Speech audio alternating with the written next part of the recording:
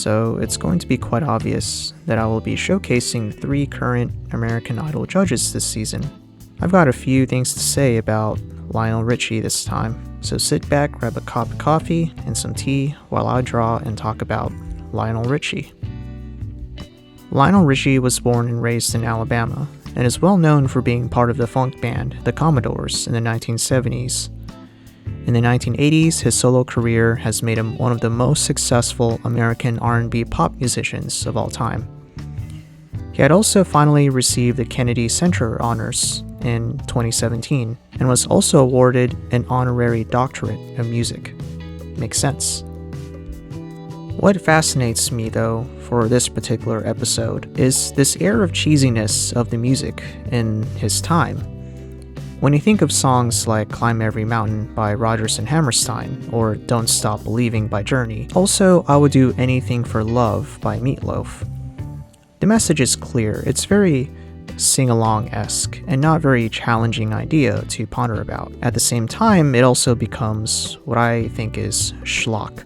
Schlock music is essentially where quote-unquote bad music becomes great art. It's in contrast to prized music often praised by music critics for its subtlety, wit, irony, originality, or even experimentation, characteristics that are opposite of schlock. The word comes from the Yiddish word schlock. Same pronunciation, different spelling. It means second-hand or damaged goods, something apparently cheap and tacky. Lionel Richie is perhaps a major example of the so-called schlock music genre. In his song Endless Love is covered in tinkling pianos and swinging strings. It is predictable music, yet the song is undoubtedly beautiful. A ravishing flow of melody and harmony, arriving in crescendo after crescendo. You get it, Endless Love is a very cliché song. But this is not to say that Lionel Richie is terrible because of his schlockiness. In fact, Richie often collaborates with artists of his time that are contemporary to his own music genre. Artists like Bruce Springsteen, Cher, and Michael Jackson. He is someone who integrates old forms with new sounds in order to stay current. This reflects Richie's attitude and message of his music. He does not discriminate between race, class, and nationality. Rather, he wants to appeal to the broad mass in a more collective, unified, democratic way. And speaking of unexpected mass appeal, apparently Lionel Richie is extremely popular in the Arab states. He has performed in Morocco, United Arab Emirates, Egypt, and Libya. Some reports say that a lot of grown men would know his songs by heart. Many Iraqi civilians played one of his hit songs all night long, the night US tanks invaded Baghdad. Lionel Richie was unsurprisingly against the war and has said that he would like to perform in Baghdad someday.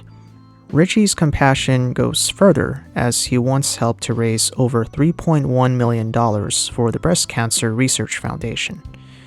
His own grandmother was diagnosed with breast cancer as well, and she at least survived and lived until she was 103 years old.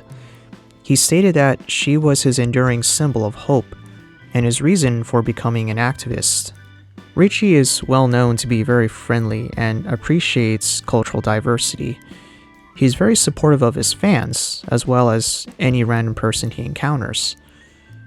Richie's presence and personality as a judge on American Idol has given a new air to the show, as he, like the other two, would have a keen ear for musicality and quality. They can really spot talent in others, regardless of their race and background. Despite the schlockiness of his music, it's important to note that while he was known for his own musical style back then, for me, it's not so much the musicality or his schlockiness of his style, but the message behind his music. To me, it's an extension of who he is as a human being. And that's why I consider Lionel Richie a pretty significant person to draw and talk about.